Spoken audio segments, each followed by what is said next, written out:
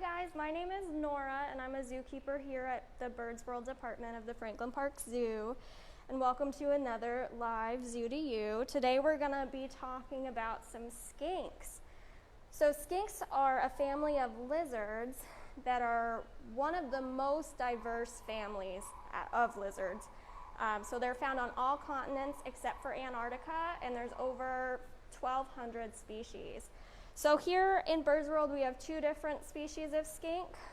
So in my hand we have Barry, the blue-tongued skink. So he'll probably stick his tongue out for you guys to see it at some point, but you'll notice that it's pretty bright blue. So that's a defense mechanism that these guys have. So if they're threatened, they don't have very sharp teeth or very sharp claws, so they'll stick out their tongue as far as they can and open their mouth really wide and hiss, and that will scare off other predators. Often bright colors can mean that something is toxic. These guys are not toxic, it's just a bluff, but that's why they have the blue tongue. So Barry is 15, he's gonna have his sweet 16 in a couple months. And so their lifespan is about 10 to 15, so he's definitely up there, but he's doing really well. He has regular vet checks, and he's just doing awesome. So these guys are omnivores. So he eats a lot of vegetables, but he also gets crickets 3 times a week, which are his favorite.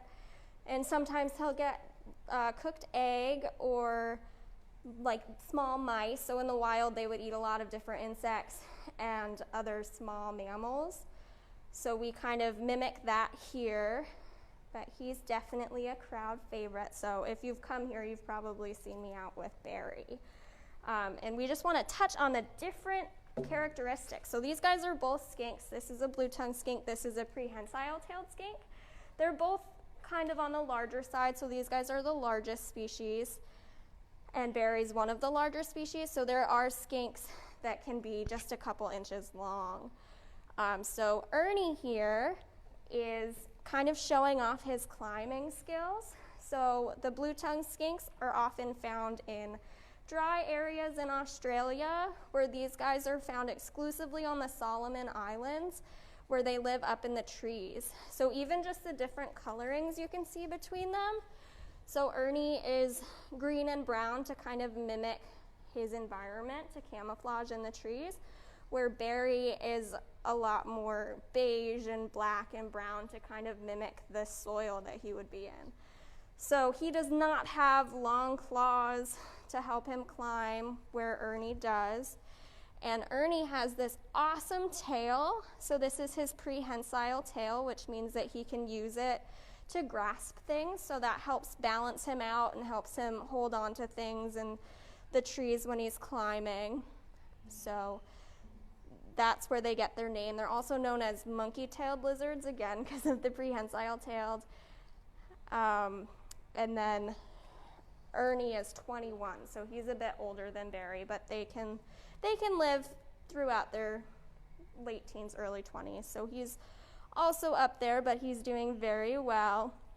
Another difference between these guys is that Barry is solitary, so he doesn't live around other skinks. He kind of just hangs out by himself. He likes to be alone, where Ernie is actually pretty social. So these guys will live in family units up in the trees. So we do have a female here. She's behind the scenes, but they'll spend time with each other, which is pretty rare for skinks. They often are solitary. And both of these skinks have live births. So other skinks might lay eggs, these guys do not. So we've actually had one baby here from the prehensile-tailed pair. So they had a baby, and they usually only have one at a time. It's pretty rare to have twins, but they're pretty cool. What is all of this that we have down here? Yeah, so I'm just gonna put Barry down and he can kind of journey through the scrubland exhibit.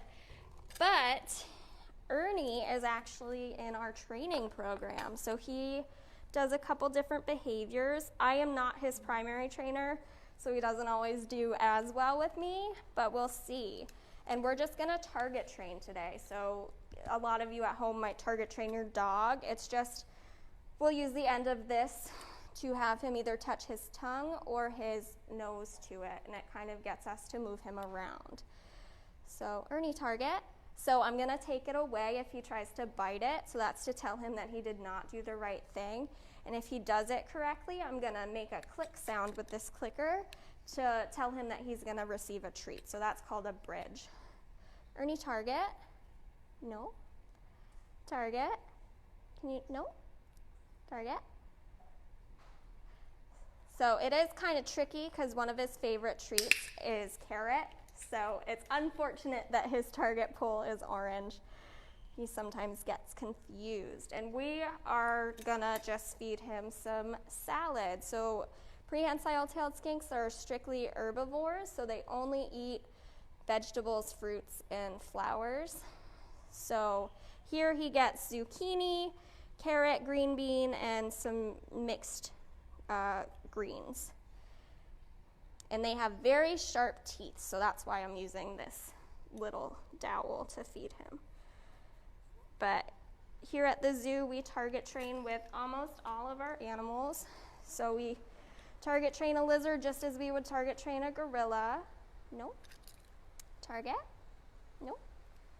Target. So he's definitely struggling a little bit. He's better with his primary trainer. We kind of make it easy for him, so even if he just sticks his tongue out, we'll reward him. But he comes down for our Birds World encounters a lot, so you may have met him before. He's pretty fun. Target? Nope. Target? You biting? Ernie, target? All right. Well, we can just feed him. And a reason that we would target train him is to kind of move him around, show guests his different adaptations, kind of get him to show off that really cool tail, but also we do it to get him in a crate if we have to move him for any reason. So he'll usually go into the crate pretty well, which is really helpful because he does have those sharp claws. So I'm going to try and get him to kind of move around the exhibit. You might see behind me, we are in the Scrubland exhibit, so all our Gouldian finches are up, hanging around. Also, if you have any questions, just let us know. Nora will let me know what they are. So what other animals do you train at the zoo? Yeah, so I work primarily with the kangaroos. So we have 4 female kangaroos. So I train them to do all sorts of things. So they target train, they're trained to go on a scale so we can get weights. And then I'm actually working on injection training so that if they have to have a vaccine or anything, it will be a lot easier for them and a lot less stressful. So we're working on that. I also train the Kias, which are parrots from New Zealand, and they're very, very smart, so they definitely give me a nice challenge, which is always fun. So they're scale trained as well. They were crate trained, but they're giving me a hard time with the crate training as of now, but we're working on it. But like I said, they're super smart, so that they kind of know what I want them to do, and they'll decide if they would like to listen. Hi. I have a hard question for you. Do you have a favorite animal here at the zoo? Here at the zoo, that is hard. The kangaroos are probably my favorite. They have a special place in my heart. They're just so fun.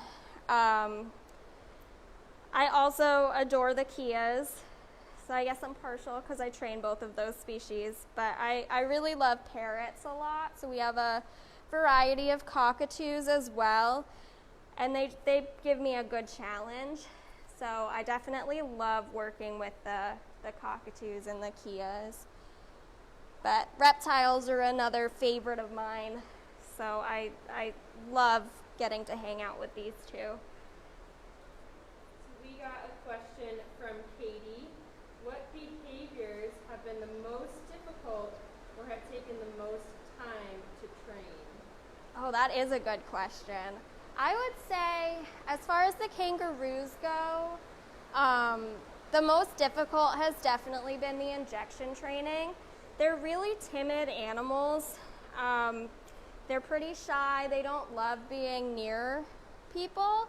So I had to work with the mob for, a group of kangaroos is called a mob. I had to work with them for years to get them comfortable with me. So we're at the point where I'm able to touch all of them without them leaving the session. But it's slow going. So you have to kind of start with just getting them to come to you.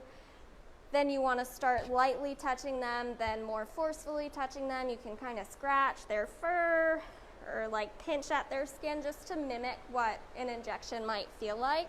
So each stage has its different challenges, but we're working through it. That one's probably the most time consuming.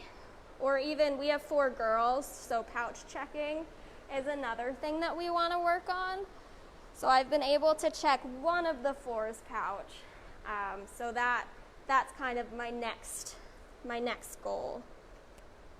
We got a question from Rhiannon who wants to know what kind of fruits and veggies might Ernie find if he lived out in nature? That's a good question. I'm honestly not positive. They eat a lot of the creeper plants that are found in the Solomon Islands. That consists of their main diet. But I don't know exactly what fruits he might find. We've given them like hibiscus flowers as enrichment, but I'm not sure what plants are in the Solomon Islands. So can you tell us a little bit more about what enrichment is? Yes, so enrichment is basically anything that stimulates the brain in a different way.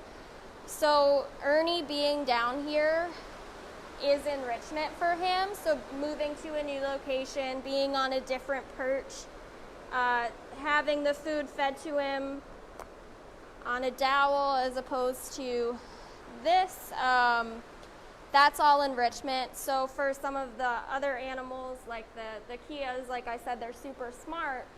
So for them, we do a lot of puzzle feeders, so stuff that they kind of have to figure out. So we might hide their food in something. So we wouldn't do that for Ernie. He wouldn't know to look for something. He would just be like, oh, what's this thing in my exhibit? So we do a lot of novel foods for them. So they might have different fruit, or we might do those flowers just to give him something different. And we have, so the prehensile-tailed skinks live behind the scenes, so they're not on exhibit. So we have multiple different enclosures, and we'll kind of rotate the 2 around so that they have different scenery, and they get to explore a new area.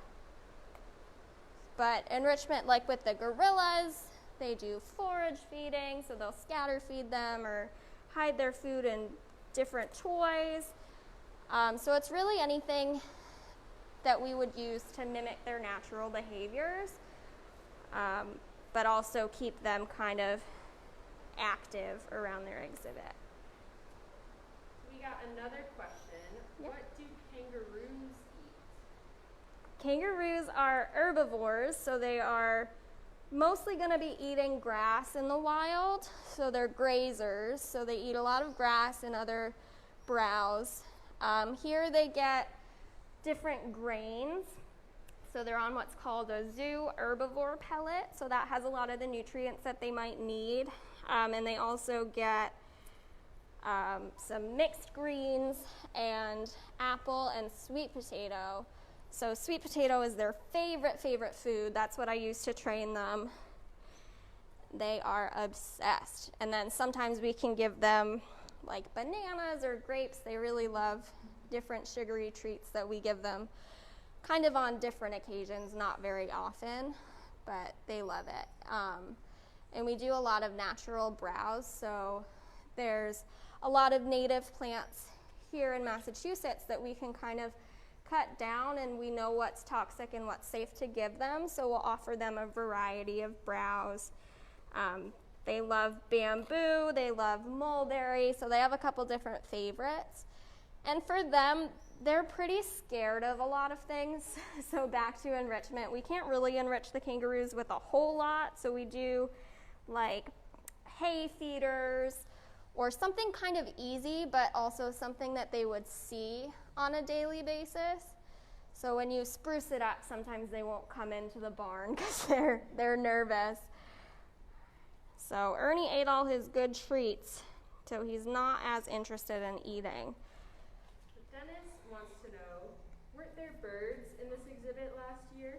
There are birds in this exhibit. So they see us down here, and they don't love us being in here. So they're hiding up in the tree, but those are our Gouldian finches. We have about 30 or 40 of them. And then we have 3 Bork's parakeets who are also hiding somewhere.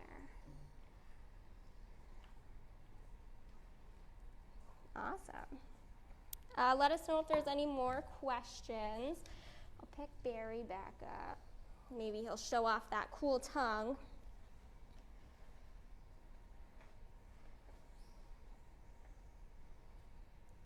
Nice. All right. Well, thanks for joining today's Zoo to You. I hope you enjoyed it and learned some stuff about skinks. And we'll see you tomorrow on another Zoo to You. Bye.